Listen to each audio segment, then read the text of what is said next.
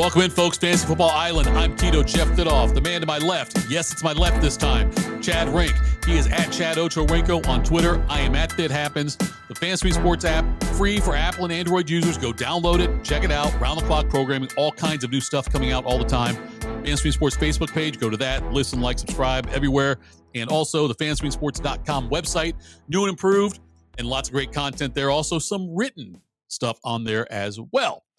Chad, we are into week 5, and it's an interesting time because depending on what your record is and what your prospects are for the season based on injuries that have happened and whatnot, you could be in a buyer or seller mode. Obviously, I hope we're in buyer modes, and it's a good time to scan the records of the teams below you who are desperate because a 1-3 team and 0-4 team, they're desperate. And so if you're a 3-1 or 4-0 team, try to take advantage of that. Use that leverage and maybe get one of the players on their team who might be hurt and out for a few weeks, Trey Benson, something like that, and try to and give them something that will help them in the short term, where it will help you in the long term. Start planning for your playoffs. It's interesting. It's fun this time of year to do that kind of stuff. It is, and this is the time to do it because you can't. If the team goes 1-5, 0-6, then they're going to be out of it. And if it's a redraft, then you just got to stay on them to, put in quality lineups. Mm-hmm. But if you got more dynasty stuff, every week up to the trade deadline, if you have it, you can do that. So I've already started doing that with teams that I'm helping manage. Maybe I sent a trade out to somebody earlier today in our league. Who knows? Maybe. I was hoping that the trade would come through and then it would break on breaking news on this. So, that's fantastic. It would be great, but who knows? But yeah, that's the thing to do. And then you'd always obviously where your strengths are. If you happen to have there's the league that I'm helping run. We have Jonathan Taylor, Jahmyr Gibbs, Hampton, Etienne. So and you don't have to play 2 running backs. And there's a wide receiver running back flex and a wide receiver tight end flex. So I'm looking to kind of move Etienne of those 3. So those are one of those things. Or, we'll talk about some sell high, buy low guys that maybe we think it's time to move off of if you have. So yeah, that's the time. Because again, the draft is just the base of your team, what you do during the season with waiver wires and then trades. Hopefully you're in a league that trades. I know there are leagues that I have done and I help people hey, these guys don't trade. And I'm like, I hate that. It's tough. Well, in some leagues you get it where people make ridiculous trade offers. That means that usually it brings trades to a grinding halt, whether they happen or not. The fact the offer's out there, it's like, I can't deal with that person. Yeah. They want to give me Lamar Jackson, and they want to have, for me, Josh Allen and, Bucky Irving or whatever. They'll do that. And so you got to be careful about that. I think in the one league we do, the trades happen all the time. So we have draft picks we can trade. There's a lot of different keeper levels of things. But in most leagues, I think I'm difficult to trade with because I don't ever make a trade unless I'm convinced I'm getting the better side of it. Okay. And that's hard to do. It's hard to pull because, and I'm not saying you shouldn't go in there thinking, I hope I get screwed in this deal. But it's also, if it's an even deal, I'm like, okay, that's even. But how about, I don't care what it is. I'm just I feel like though I have to have it. So I think I'm difficult to trade with. And when I run teams for other people in other leagues, they're like, why aren't you making trades? I'm like, it's not that easy because I'm going to be specific. If you want to make a trade, I'll make a trade. Hell, I want to make sure, I want to feel very confident that I'm getting the better end of the deal. Right. I think you're probably pretty difficult just in life. That's true. Yes. Too. Yes. So it's always try to get the fair trade. And I would always, if you're the one initiating the trade, do something where it seems like you're getting more off the bat because then if there's a negotiation, you always want to negotiate down to what you were going to probably want to get in the first place. Right. # art of the deal. So it is a niche thing trading. A lot of times it's probably a lot easier if you're in a league where you have been in the league for a while, know your guys, those types of things. But if your league is not trade, still try to make some offers because it's so much easier to sometimes do that than trying to find waiver wire claims, especially if you just happen to be really stacked in one specific position. So, and now, which brings us to some injuries this week that have occurred and what we've learned. Jaden Daniels back for Washington. Terry McLaurin likely not playing. You've got Dylan Gabriel taking over the Browns situation at quarterback there. And then, Brock Purdy out again. Also, Pearsall and Jennings out for the 49ers. Lamar Jackson, they have said everything from he's day to day to he might miss 2 or 3 games. And then you also have the Trey Benson situation. He goes on IR. He's going to miss 4 to 6 weeks, it's looking like. And so, like Benson's, when you're talking about guys you would target, like if the guy who owns Benson is desperate for a win or two, I would try to go after Trey Benson. I would too. Yeah, because they're talking Michael Carter and then DeMarcado. I don't think either of those guys are going to be any kind of league winner. And I haven't looked at what the Cardinals schedule is later down the line. But yeah, I think because if someone has Benson, they most likely probably just picked him up and were expecting him to be a huge contributor for him. So yeah, he's one I would look at. A couple others that I kind of think I would look at are if someone with their Bengals, or like Chase, Higgins. I don't know about Brown. Brown just looks like that offense line is broken, but those two, maybe someone that's got Justin Jefferson. Jalen Waddle is an interesting one now with Tyreek Hill out because I think it's a smaller sample because Waddle's rookie year, Tyreek was not in Miami, but I believe he averages 8 targets a game without Tyreek Hill right there. So he's one, and he's kind of a guy I don't think people are sold on. I have to have Jalen Waddle on my team. So he could be a one to kind of look at as well. Yeah, in some cases, just because the number 1 receiver goes down doesn't make the number 2 really attractive. That being said, I could think of Giants. Right. The George Pickens thing. Like, I think it makes George Pickens attractive. I think Waddle makes him attractive also. Yes. Waddle probably got drafted, so it's not really an option in all likely. He's not going to be out there. Get back to the Bengals thing, though. Chase Brown in 4 games here has 133 yards rushing, 33 yards a game. Last year in his final 6 games, he averaged 78.2 yards per game. The Chase Brown thing is befuddling to me that it's that bad. Yeah. And yeah, I would try to buy low on him though. I think I would. I would make a play out there to somebody if I'm going to be 4-1, or if I'm like 3-1 right now, or 4-0, whatever. If I've got and I've got a little bit of wiggle room, because what I do every year, Rink, is when the season starts, like in the league that we're in, we have we play a 14 game regular season now, I think is what it is. But usually 8 wins gets you in. Yes. And so I try when every league I'm in, I try to calculate how many wins do I need to get in. And because I don't care if you go undefeated. This isn't, you're not trying to challenge the 72 Dolphins. You want to have the best team when the playoffs start, just like in the NFL and just like in college football. You want to have the best team when the playoffs start. And so I start looking at, I need 4 more wins. If I'm 4-0, I need 4 more wins to make the playoffs. And I can afford to take a step back on a couple of these weeks when Benson's out, or before Brown gets going again, or while Lamar's out.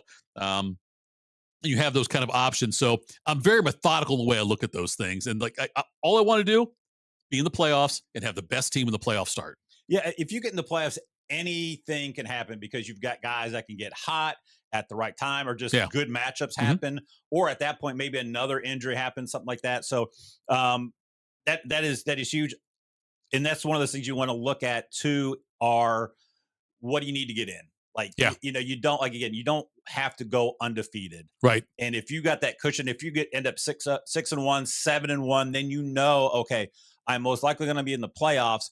Now position yourself once I'm there, like, to have the best lineup. And that's where one of these things where maybe looking to grab CD Lamb. Sure. Something like that, where, obviously you're not going to be able to lowball a guy, but if you're in a good position, you start off 4-0 and you're like, okay, this team that's got Lamb 1-3. You could probably get Lamb on the cheap because they know they need to win now. Yeah. And so, like with the Arizona situation, I'm curious your take on it, because you mentioned you don't think any guy's really going to be great. We got DeMarcado, and then you've also got Michael Carter, who was once a very promising running back. But I'm of the belief that you throw a dart at it, at one of them. And, whatever, your fifth wide receiver, your fifth running back, whatever it is. If you're carrying 2 defenses, you're an idiot. Sorry, I do carry 2 defenses in one of my leagues. But nonetheless, but find somebody to cut and throw a dart at it. Not saying I'm guaranteeing, I'm not telling you, hey, this guy's going to be great. Yeah. But who knows? You know what I mean? So, I would throw a dart at them. I'd throw a dart at a Giants receiver. I would just, because I'm not sure. Jackson Dart, throwing darts. Here we go. There you go. God, I wish I would have thought of that. I could have been much more clever the way I put that out there. But when you got a dart thrown to him, you throw a dart and just see, because we don't know what Jackson Dart's going to be, and we don't know what these other receivers are going to be like. But when you see a major injury, I try to jump in there, and whatever my worst player is, that's who I dump and take the lottery ticket. Exactly, because a lot of the times, some of these guys like Michael Carter, Darius Slayton, I don't think that they're going to be like a league winner for you, but they can be a week winner for you. That's what you got to sometimes look at. It's like, hey, can this guy help me this week? And you just have him for this week or 2 weeks. Yeah. And I think you also, I went looking for Michael Carter because I like Michael Carter better. Mm-hmm. DeMarcado is going to be the receiving back, 2-minute drill guy. Right. So PPR, he might be one that's better than Carter. But and here's the other thing too. So sometimes you have a take on a guy and you just keep him on your roster and you just don't want to dump him because of your take. Right. And I just had to do that with Rashawn Johnson in a league because I had to pick. I think I was picking up someone like a Michael Carter or Darius Slayton, someone like that. Yeah. And I'm like, everyone else on my roster was serviceable, good, or either on bye. Right. And I'm like, he has no carries yet. Right. I'm dumping him. And then if somehow he starts to get goal line carries, I'm sure I can get him later on. So be humble enough to be like, I was wrong here. Don't waste a roster spot because maybe in week 13, he might. Rashawn Johnson. Yeah. I'm with you on that one.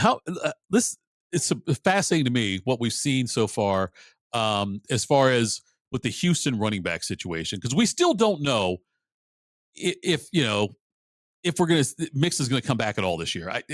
The fact they're not talking about it leads me to believe that it might be unlikely. And Nick Chubb looked like a guy who's 30 years old and has had a couple of major knee injuries. That's what he looks like now. And Woody Marks has now stepped in there, and he's an absolute flex start, RB2 in some cases. I think Woody Marks gives that team a spark. And he's not available now in your leagues. You can go look, but if he's available, put me in your league next year because I'd love being in a league with people like that. But he's somebody, though, who could be somebody who ends up really helping a team win a championship this year. Yeah, he could. And I think if you listen to most people who had waiver wires, they're like, blow your entire fab on Woody Marks. He's the next Bucky Irvin, all this stuff. I'm like, I was a little bit like #CYT because that line is awful. It is bad. Yeah. So I had a hard time trying to blow all your fab on Woody Marks. You probably had to have the number 1 waiver wire claim too. Yeah. He looks good. Right. And he had a good pedigree kind of coming out, but their schedule, they have at the Ravens, at the Seahawks, Niners, Broncos, Jags. So it's a pretty rough go right off the bat, but I think he's going to be their running back the remainder of the season. So yeah, I do like him. I just hated that you're going to have to, give up your entire overpay fab. him. Yeah, to overpay for him. You would, Premium. but then I want to be at the end of the year be like, oh, I'm glad I still have like 80% of my fab left too. So the only thing that could save you in that situation is because Nick Chubb wasn't drafted in most leagues, right, and nobody had Joe Mixon, and so it's like if you were an owner of a number 1 running back and the number 1 goes down, you want to grab the number 2 usually, but no one owned the number 1 running back in that on that team there. No. Looking at the quarterbacks, Jaden Daniels back this week. Lamar Jackson out, might be out, might play, might also miss 3 games. Usually when a quarterback that teams have to scheme for that much, it might hurt the entire offense, which this will hurt the entire offense. But fantasy-wise, Cooper Rush being the quarterback, and by the way, Cooper Rush does not rush. No. This makes Derrick Henry's value a lot more now, doesn't it? Can't you see Henry getting 30 touches in this game? Yeah, I think this is going to be a Derrick Henry get right spot. And I think it will probably help Zay Flowers. Okay. Because when Rush is not going to be using his legs a ton. Mm-hmm. He he looked okay when he had to fill in Dallas. Right. So I think and he's probably going to be one of these guys where it's going to be first read. And if Flowers is open, I'll get him there. So I do like that. I do like Andrews also, because anytime you get a backup quarterback in, I think Safety tight valve. end Yep. is going to be helpful.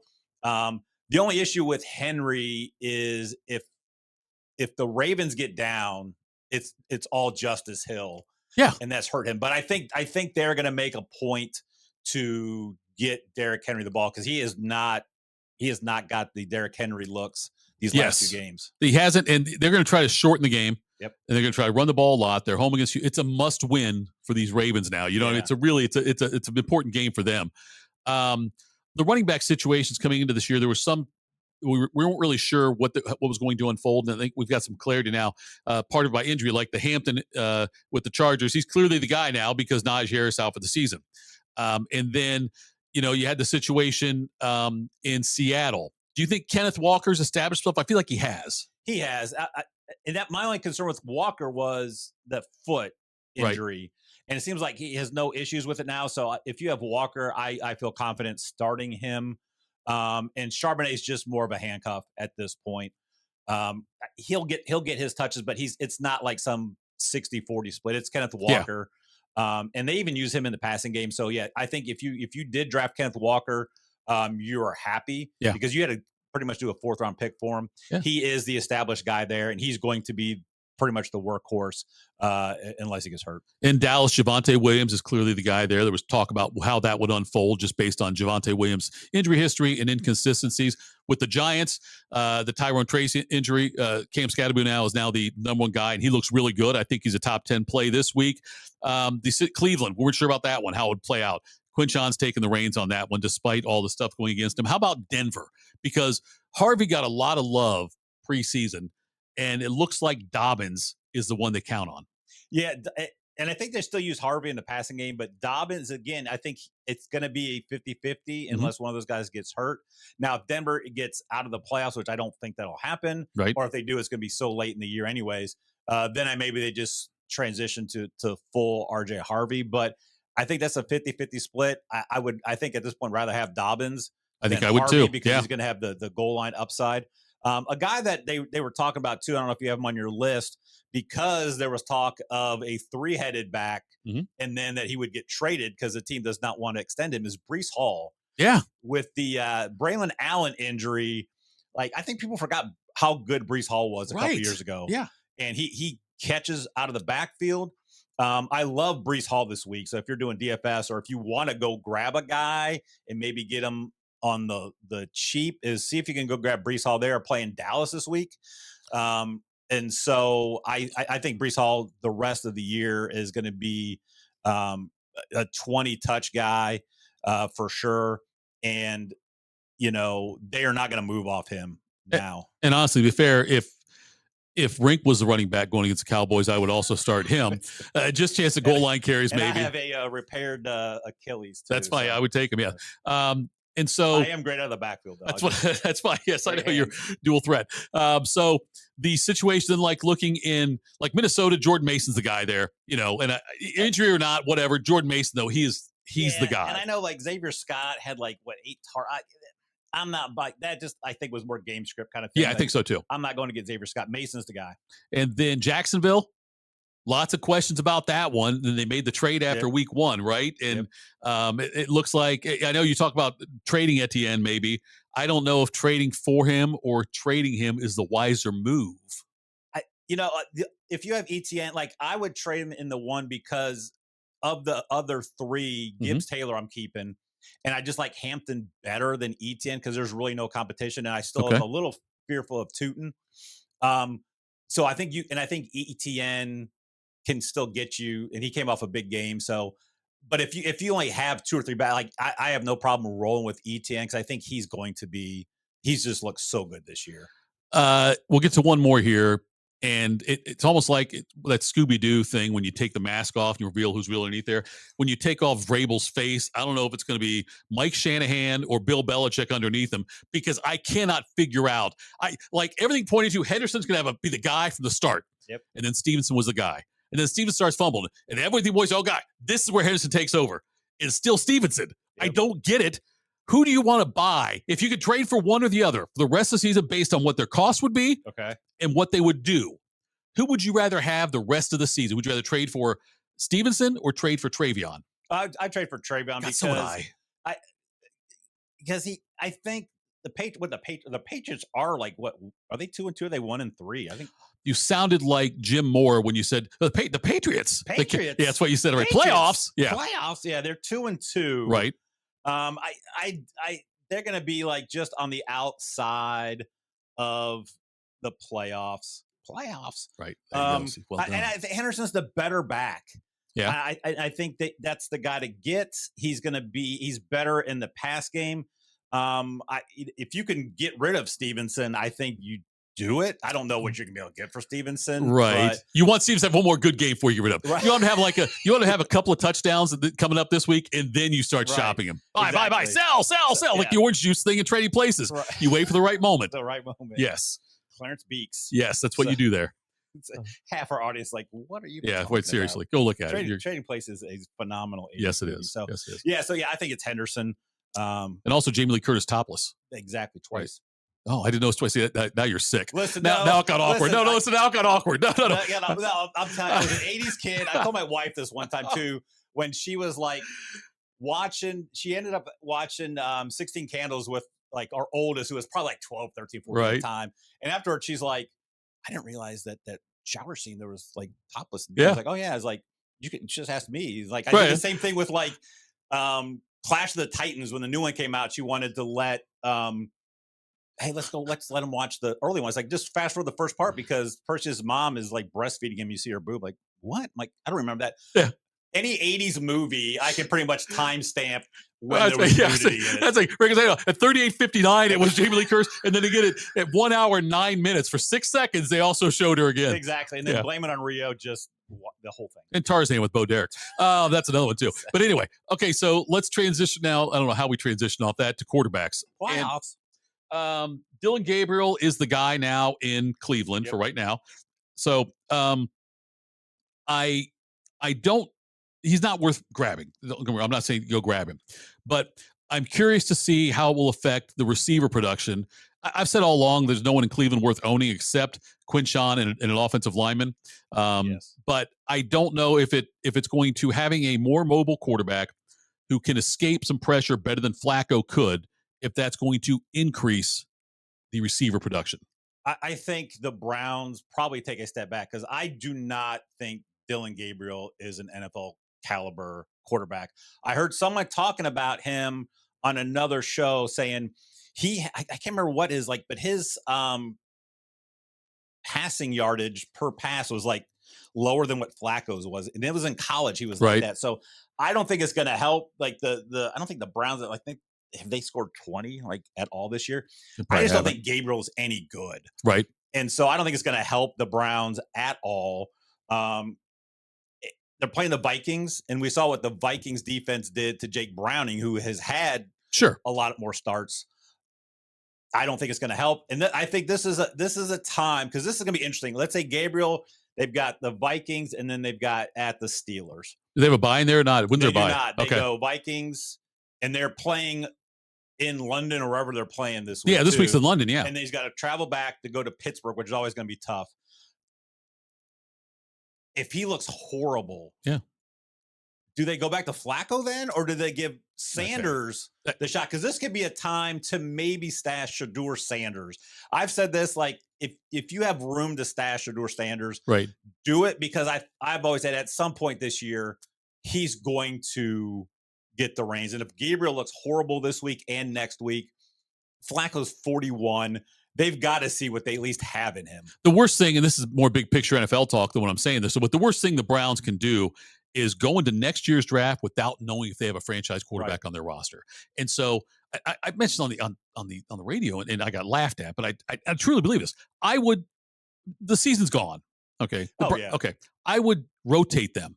Not in games, rotate them in weeks. Right. I would say Gabriel starting this week, Sanders starting next week. And I would do that several times, get a good look at each one, give them a full week of practice with the ones, and I would try to do that just to see, because that's the only thing. That's all. The Browns have got a great running back already. They've got an elite defense. We know those things. The only thing you don't know is if their next quarterback is on the roster, and they have to find that out. And somehow, and I don't care if Gabriel plays okay and they win a couple games, I still put Sanders in there at some point. I would too. You give them both a chance, because if both of them look okay, then maybe you keep one, and then you might be able to move off of another one. Sure. And the other interesting thing is, like, what if Deshaun Watson week 10, like, if he's cleared, they've got to put him on the roster. They do, yeah. And then it's like, at that point, that would be the thing that would derail all of it, because I think if Deshaun Watson is healthy enough to play, they have to put him on the roster. They have to cut somebody. They're not keeping four. They're cutting Flacco. They would cut Flacco, and then you're at the point where, do we play Watson? Because if he looks good, maybe some stupid team would take a chance on him. I maybe just stay away from the Browns. Like, the Browns are just a mess. All right, here's a fantasy football question for you. All right. Do you ever take a moral stand with players on your fantasy football team? Like, if you were, I remember one woman told me, a friend of my previous administration, the first wife, said that she would never go to a Brad Pitt movie again because he cheated on Angelina Jolie, or Jennifer Aniston, who cheated on her. Somebody said, I will never do that. I'll never go see another movie because of that, even though she had also slept with a couple people's husbands. I'm not going to do that. Nonetheless, so would you not pick up Deshaun Watson on principle, or would you stash him if you thought there was a chance he could be a starter, be viable this year? All right. So if I'm an actual NFL owner, GM, then yes, character matters. Right. In fantasy, no. Like, if you could help me win a championship, right, come along, you're good. Does OJ have any eligibility left? If OJ could still run, you would get him. I know. I'm the same way. I'm the same way. It doesn't make sense on principle. Obviously it happens, because if not, Joe Mixon would never have gotten drafted. True. Yeah, that's right. Yeah. So I'm more of a guy that, if you burnt me in the past in fantasy. Yeah. Oh yeah. That's a bigger crime. I would be like, oh yeah, that's a much worse crime than what Deshaun did. Exactly. Henry Ruggs, if you can get me some things. If Tucker gets signed by somebody, I'm grabbing him. I know. I mean, I'm grabbing him like a masseuse. And again, like, you could take the moral high ground in fantasy, but it doesn't really make it, like, what are you trying to prove? Like, you're trying to win games. Yeah. And I'm pretty sure half the NFL has done horrible stuff, and we just don't know about it. Oh, well, sure. Yeah. Yeah. I put in our league, I'll put him on the commissioner's exempt list where he's not suspended, but nobody can pick him up, kind of thing. I do that. Just that way, none of us have to feel dirty about it. I'll just say, you know what? None of us can have Deshaun Watson until I decide he's cleared to do it. Okay. I'm going to ask you a question. I didn't think at any point in time I would ask you this during the 2025 or future fantasy football seasons. Okay. The rest of the season. Yep. Daniel Jones or Dak Prescott? I'm still going Dak. Like, Jones has looked good, but I think Dak, what they did on Sunday night, the 40 to 40, right? The 40 to 40 game. Yeah. Against the Packers defense, they had a whole week to prepare without CeeDee Lamb. Mm-hmm. Like, I was going to call him Mel Turpin, but that's an old basketball player from the 80s. Turpin, Tolbert, like, Ferguson, I think they figured out how to work the offense without Lamb. And then you're telling me Lamb's going to come back end of the a couple more weeks when the playoffs happen. Yeah. I would take Dak, just because history has shown he's a better quarterback than Daniel Jones. And I think the Colts, I think they're still going to end up relying more on Taylor as much as they can. So I would say Dak over Jones. Although there are some guys I think I would have Jones over that I would have not. I think I would take Daniel Jones over Trevor Lawrence. I would not have said that beginning of the year. Over Kyler Murray? That's a tough one. I think I still take Murray. Okay. I think I would take Jones in that one. Okay. How about CJ Stroud? I think I'd take Jones. Keep in mind, it's his birthday tomorrow, CJ Stroud. So, but okay. I think I would take Jones there. Jared Goff? I think I'd take Jones. I think with Goff, he'll have those games where he has 4 or 5 touchdowns, but that's a run team. Bo Nix? I think I take Bo Nix. I think I just like. He's had one good game, one good half, really. I know, but I don't know if it's just because it's Daniel Jones. Yeah, I know what you mean. Look, you're right. It's it's Danny overpay. Right. It's Danny overthrow. Right. Right. Okay, I'll give you two more. Stafford, Not I'm gonna take Stafford. Drake May.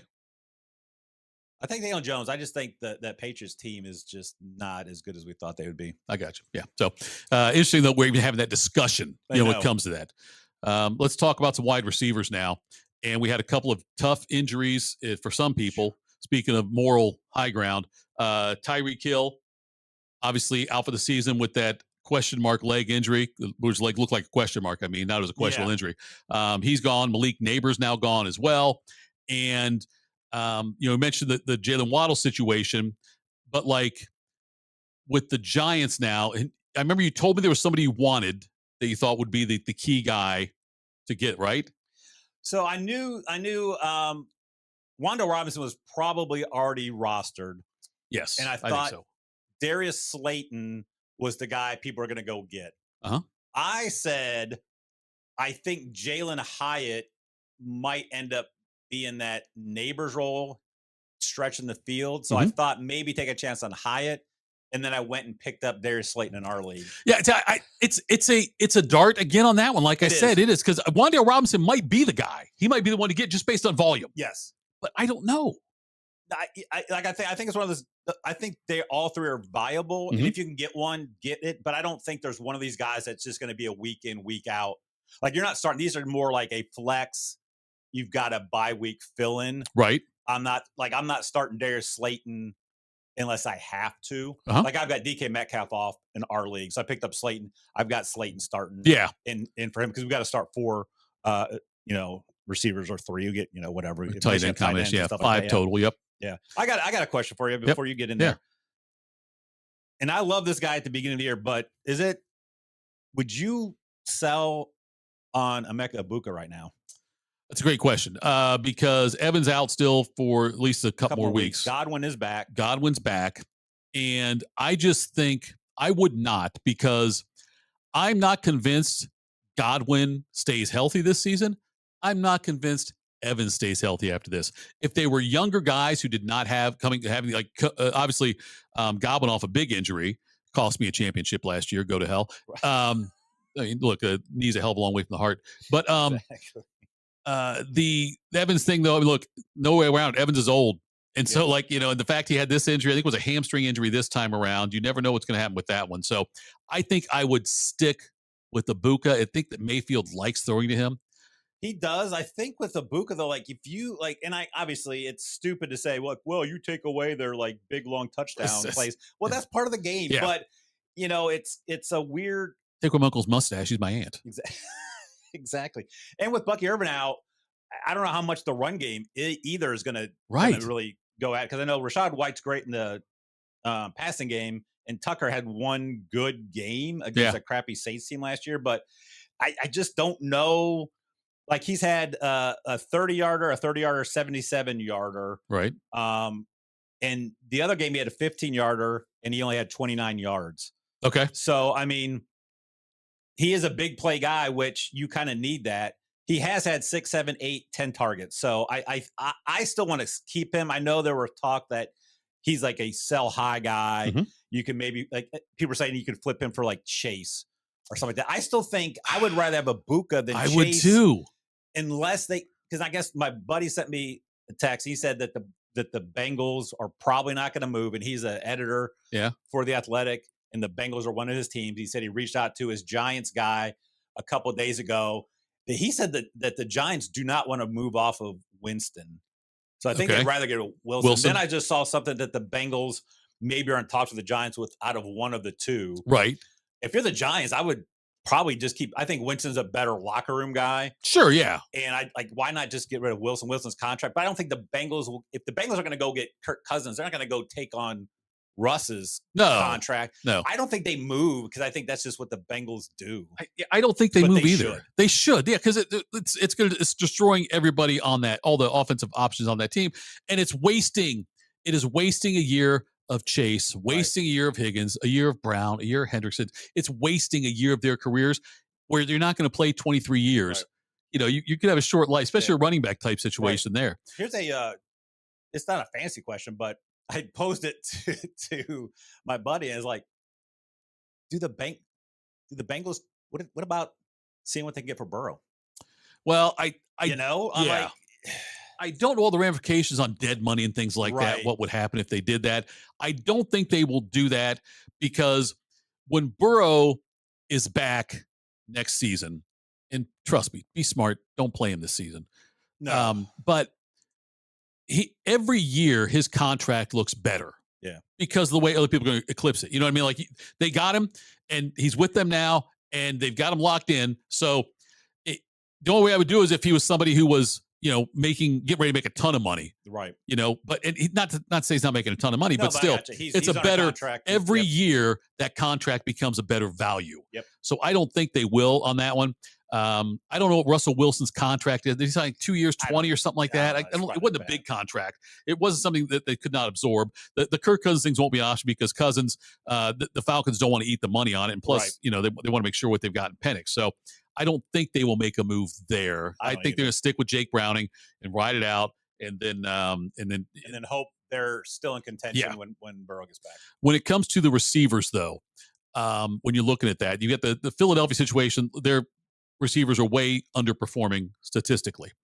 Would you rather have A.J. Brown or Michael Pittman Jr. for the rest of the season? And is it Michael close? Pittman Jr. Oh, okay, yeah. That the whole Eagles.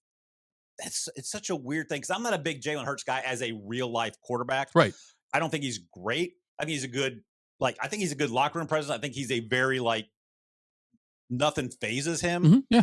But he just runs. Yeah. And so I don't think Brown's I think he had 8 targets the other day, but they were not great targets. Right. He's not going down the field. Yeah.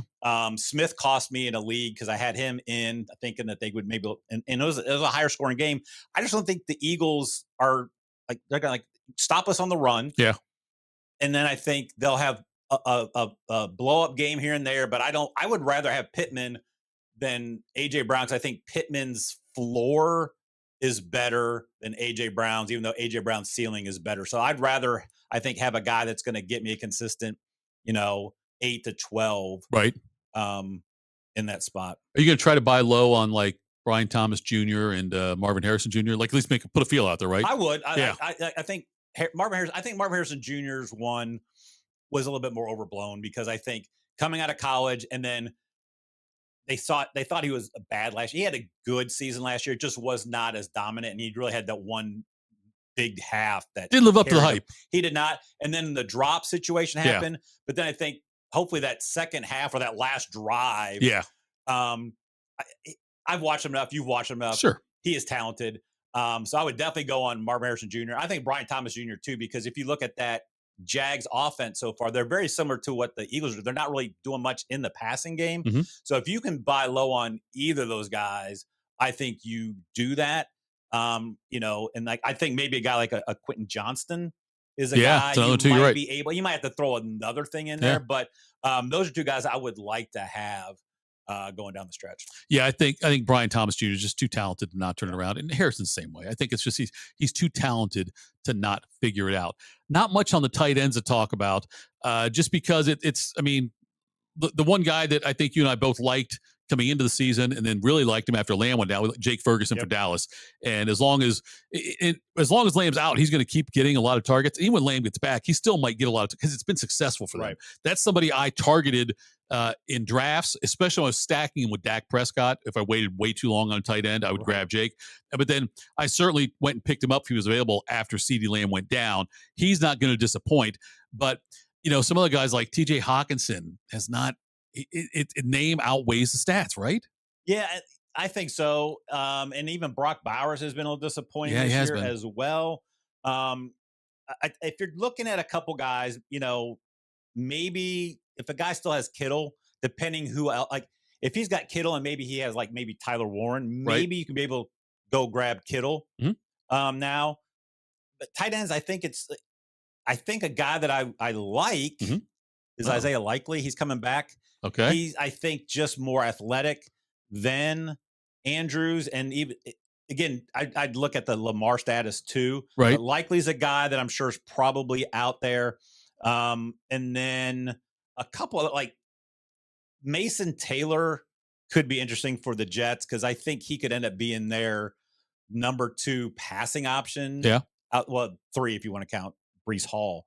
And then if you need one this week, because I realized I was in a league and I've got like Tucker, Colston, and Jonnu Smith. They're all on bye this week. All right. And it was like I'm helping a guy. It's like a 12-teamer, and there's like nobody left. Right. So and it's a dynasty league, and we've got a good team. So it's like I'm not gonna look to trade for a tight end for a week. So I told him, I was like, if you need in a pinch this week, if you're looking for somebody, Davis Allen for the Rams tonight. Okay. If you're in a pinch, like you just need somebody and you don't want to give up a ton, Davis Allen could maybe fill in tonight. Maybe find the end zone. If you're really looking for someone tonight, like this is a last minute in a pinch. It's like the hamburger helper in your pantry when you forgot people were coming over. Right. So that's one to look at. I would not go all into that. And then Tavian Sanders is one that I kind of keep hoping that he ends up being better, but I just don't. He has not really done that yet. What I learned from that whole part right there was if I ever go to get invited to dinner at Rinks, I'm not going because they forget I'm eating hamburger helper. No, you'll probably end up getting rotisserie chicken from okay. That Evan Ingram, if he's available, he might be a 1 week play. He's been disappointing, but that's somebody else that I think you might want to look at. But yeah, there's not the tight end thing. It's just there's not a lot out there to grab when you need somebody last minute. The Harold Phantom Jr. hype has calmed down. I don't know him or Njoku, and plus they got a new quarterback now, so I'm not sure which one would be the one to own anyway. Actually, the answer is probably C. None of them. Don't own either one of them. Do not own any. No, they're right. Outside of Judkins. Yes, but there's not many tight ends that have really. Yeah, Bauer's been a disappointment so far. I would say that. Trey McBride's lived up to the hype. Yep. Jake Ferguson is running. Tyler Warren's been pretty good, better than Loveland. He's been the better of the two. Well, Loveland hasn't even been on the field. Right. Yeah. And I guarantee you Warren's going to outscore him this week, right? Yeah, we're on bye. Bears are on bye. Yes. Even guys like Laporta, like I think there's too many weapons in Detroit that you can't get, and he's really like the 5th option after both running backs getting the ball, and then you've got J-Mo and St. Brown. So, I think it's just you stream it, and there's enough decent ones. But if you're in a pinch this week, I don't know. Sorry, I didn't buy into Darren Waller. Great game, but I'm not jumping out. He had 3 end zone targets and caught 2 of them for touchdowns. Right. And I'm sure somebody already picked them up. Oh yeah, somebody jumped on it. Yeah, but I'm not. I mean, now he'll probably go for like 8, 120 and 2 again, right? Because Hill's out. So and then we'll delete this part of the podcast. The next time you watch it, it won't be there. I don't mind Waller, but I'm like, I'd have to see more. He has not played in like 2 years and stuff. So, yeah. And again, I think they're just gonna the Dolphins are just a mess too. So, tight end. Defense, I'm streaming. I picked up Cleveland a couple spots because I saw what Pittsburgh did to Minnesota, and I wonder if Cleveland now. But then I made the pickups, and I realized afterwards that there's a chance that Myles Garrett might not play because he didn't practice Wednesday. That would change things for me a little bit. But that's one of the defenses. I also targeted the Giants defense a little bit. If you need a streaming one to play in the Saints, I think that's a decent one as well. The Giants are a good one. The Rams are probably already owned, but with all the injuries and Mac Jones starting, the Rams could be one. Absolutely. I don't. If you need to stream one this week, right? I don't even mind the Saints against the Giants. Sounds crazy. Rookie quarterback. They got a rookie quarterback who is got an injury. No Malik Neighbors. Scatterboo is fine, but he's not. He's just going to be a wrecking ball in there. So I don't mind the Saints if you have like the Packers or something this week, picking them up. So but I'm more of a streamer on defense, anyways. If Myles Garrett plays, which defense do you like better, Browns or Vikings? Vikings. You like the Vikings going against the rookie Dylan Gabriel? Better because I think they'll be ahead. I think their offense is better. Mm-hmm. And Brian Flores, I thought Brian Flores was a good coach in Miami. And if you talk to the Miami fans now, they're probably like, I wouldn't mind having Flores back. Right. He's a tremendous defensive coordinator. I mean, he can scheme stuff up. And you get Dylan Gabriel. Like if they get up 20-0, 20-3, they're gonna have to pass, and they can just unleash and do some stuff. So I think the Vikings I don't think they're going to do what they did to the Bengals because that was an anomaly. Yes, but I think they can be one of the top 3 scoring defenses this week. That's it for Fantasy Football Island, folks. Hope you have a great week in fantasy football. I'm Tito Jeff Thidoff at That Happens. He is Chad Rink at Chad Ocho Rinko on Twitter. Give us your questions if you want. Thank you for looking, listening, subscribing, sharing. I said listening twice. I'm not sure why. Fantasy Sports app, free for Apple and Android users. FantasySports.com, the new improved website, and Fantasy Sports Facebook page. We're adding new content all the time, new shows all the time. Have a great weekend and get some dubs.